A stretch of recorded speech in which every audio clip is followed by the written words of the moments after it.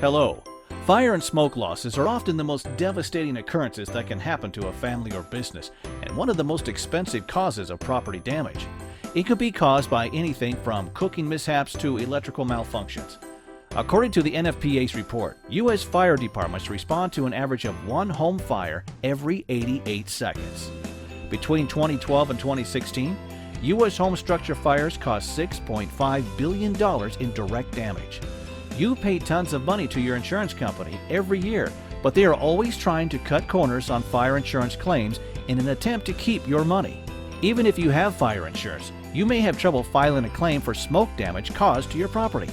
If you have been frustrated by your insurance company and they're refusing to pay your fair settlement for smoke or fire damage, then it's time to contact the Claims Detectives experts.